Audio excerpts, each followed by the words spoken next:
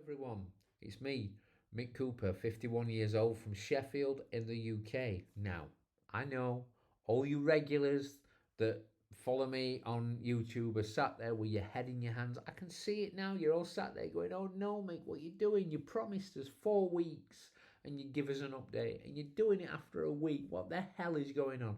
Well, I'll tell you. This is a special video. Uh, on the 4th of March, which is Saturday, it is World Obesity Day. Now, obesity, the word obesity for me has always been a very difficult and taboo subject to talk about. But I'm getting my confidence back, and I will openly talk about lived experience with obesity and the things that have, helped me getting through my surgery. So, this video is split into parts. The first part are statistics that I've got from the World Obesity Day website. Quite frightening and quite staggering statistics. So that's the first bit. The second bit is a really, really brief recap of my life of living with obesity. And then the third bit is speaking about a charity called Obesity UK and the people that are involved in that and how they've helped me and how they help thousands of other people. So it's only going to be a relatively short video for me because I can talk for England. If it's the first time that you've tuned in to see any of these, then welcome along. If you like what you hear, leave me a like, leave me a comment. There's a complete back catalogue of my history of obesity and my journey from deciding to have the surgery up until um, a week ago, where I gave some updates on bits and pieces. Please subscribe if you want to. That'd be great. Leave a like, leave a comment, but um, let's crack on. Good stuff. Let's talk statistics.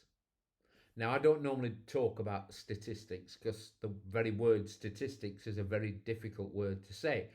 However, I think it's relevant on World Obesity Day that we do because this is a global health crisis, and people have been working on figures and they're working on the by the year 2035. Now, I don't just know all this in my head. I've got a little cheat sheet just here with everything written on. So, I'm no genius when it comes to all these figures. I've pulled them off the World Obesity Day website. If you go and Google it, you can find these figures for yourself. So by 2035, which is 12 years from now, which will make me in my late 40s, it'll make me in my mid 60s. Shh, don't tell anyone. By 2035, 1.9 billion people globally will be living with obesity. 1.9 billion people, that's a lot of people. The economy, which has took a hell of a hit over the last few years because of COVID-19, because of increased food prices, increased fuel prices, inflation, the war in Ukraine. There's all sorts of things that have caused the economy to take a hit. So when you consider everything that's happened to the economy, consider this: a further £3.6 trillion will affect the global economy. That's what it's going to cost the global economy because of obesity. That's the impact that obesity will have on the global economy. That's a lot of money. That's a hell of a lot of money. If you think about, you see a lot on TV, you see a lot of people talking about kids and how kids' weight is increasing and childhood obesity is increasing. Well, consider this: however many kids there are now that have got weight problems, that are obese, in 2035 the figure will increase by 100%. So double to what it is today. That's quite an increase, isn't it? And then the final statistic that I'm going to give you is by 2035, 1 in 4 of us will be living with obesity. Now you're all thinking, oh, what's he going on about? What's, living with obesity? What's that actually mean? It's not that bad. It's just someone carrying a few extra pounds. Well, that's quite a nice segue then, isn't it? Because the next section is going to be me. I wouldn't say waffling on. I would say giving you an abridged version of my story of obesity, and I'll try and keep it as brief as I can. I can't really tell you my full history of living with obesity in a relatively short video. If you want to find out about my journey, watch my other videos on YouTube and start from the beginning and go through to up to date. But briefly, my weight problem started maybe 6 or 7 years old, and they continued up until the the present day. I started dieting at probably 16 or 17, exercising in a gym 16 or 17, and I've had some ups and I've had downs. I've lost colossal amounts of weight, I've gained colossal amounts of weight. Um, I have been to see my GP, I have sat crying my eyes out. There's nothing wrong with showing your emotions, folks. I've sat and cried my eyes out to my GP asking to be referred to the NHS weight management. My GP was against that and would always refer me back to my successors, not the failures, the successors at Slimming World. So I got nowhere. I've experienced bullying, I've experienced humiliation, and I hate to use this word, but I've experienced discrimination because of weight. And it's not a nice way to live your life. No one's got the right to come up to me and use bad language about my size. No one's got the right to come up to me and spit in my face. I've had my ex fiance that used to completely humiliate me because of my weight. I've had another ex girlfriend that split up with me partly because of my weight. And you know what? It doesn't matter whether I weigh 8 stone or 80 stone, I'm still the same person that I've always been. I'm a decent enough bloke. But anyway, I can't change any of that. And I got no help getting the weight loss surgery that I needed. So, in November of last year, I had a VSG, vertical sleeve gastrectomy, also known as a gastric sleeve.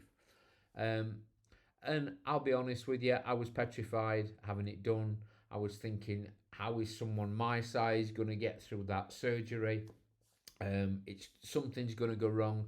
All the negativity that was going around in my head, it was a nightmare. I have got an amazing dietitian. I've got a phenomenal surgeon that have really, they've not just changed my life. I truly believe that the surgery has saved my life.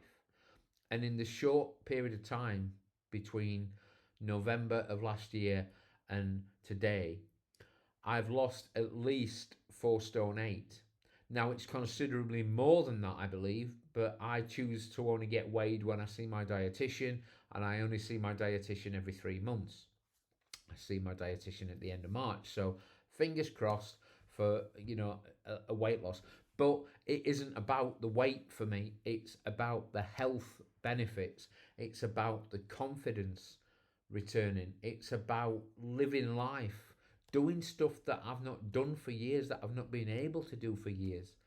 And if you want to know anything else about it, check out my other videos. And yeah, it is a shameless plug for all my other videos on YouTube. Mr. Boom Gastric with an at sign at the beginning. You'll find it. I'll put a link in here anyway. I'm going to go on now and talk about Obesity UK and how Obesity UK have helped and supported me through the last 7 months. I think I've been involved, or 6 months or something like that. So we'll move on to that last part now. So, Obesity UK. How did I find out about them? Well, it wasn't Google. It wasn't through my GP. It was when I'd been to see my surgeon and I'd signed on the dotted line and paid the money and agreed to have the surgery. Um, he then referred me to a dietitian. The dietitian that I've got is brilliant because she not only focuses on the food that I'm eating and keeping me accountable for that, but she also spoke about the psychology of food and how I might be able to get some help with that. She recommended going on Facebook and searching for Obesity UK. And I think there's four groups. There's one that's specific to surgery, one that's recipes, and there's a couple of others as well. You'll have to do your own searching on Facebook for this. But I joined the group, and for 2 or 3 weeks, I was a lurker. I didn't really post much. I read other people's posts. I was doing all sorts of um, research into what these things were going to be like, what the surgery was going to be like, and um, but then I started to ask questions in there, and then I took the plunge and started to attend the Zoom meetings. And I'm going to give a big shout out to those behind the scenes on the Facebook group, the admins, the moderators. I've done that on Facebook in different groups, and it's not easy. It's hard work. So you do an amazing job, folks. And I'm also going to give a huge shout out to the people that run the Zoom meetings, because the Zoom meetings came about purely because of COVID. In the same way that the Zoom meetings that I attend and that I sometimes run for Gamblers Anonymous came about because of COVID. Now, two of the people that run the Sunday night and the Wednesday night Zoom meetings used to run the face to face meetings in Liverpool for Obesity UK. And they've got another person that helps them out on the Wednesdays and the Fridays, and between them, they run it really well. You know, it's a warm and it's a friendly place, and I have met some amazing people on those meetings that I consider really close friends now. You know, I talk to them on a daily basis, and it's wonderful. So I want to give a big shout out to Ken, to Jimmy, and to Bev, because when I started coming to those Zoom meetings, my head was a shed because I didn't know what to expect with this surgery. And Jimmy always says, and Ken always says, get a piece of paper and a pencil or a pen and take notes, because someone will say something in these meetings that will help you. And it's true. On the Wednesday nights, it's meetings for people that aren't going down the surgical route, or it's for anyone to attend. It's just general weight management. We have speakers that come in, surgeons, dietitians, health professionals that will talk about different things. And that's great. And then on the Sunday night, it's for people that are either pre or post bariatric surgery, which covers a whole plethora of surgeries. There's the sleeve, there's the Roux-en-Y bypass, there's the mini bypass that's got a posh name that I can't remember what it's called. There's duodenal switch. There's all sorts. There's revisions. There's balloons. There's gastric bands. Anything you can imagine to do with weight loss surgery is there on a Sunday, and it's great. And like I say, I've met some amazing people on there. So a big shout out to you guys, you know, and thank you for all you do. And I hope in some way that this little video that I've done gets out there and helps on World Obesity Day. So I think that wraps it up, folks. And you know, I'll do another video in maybe three weeks time, 4 weeks time, to let you know how I've gone on with my surgeon visit, which is on the Monday. And then I've got the dietitian visit on the Wednesday, which is a nightmare because they're both in Leeds. So it means I'm going to go up, down the motorway. But never mind. It don't matter. Until next time, be seeing you.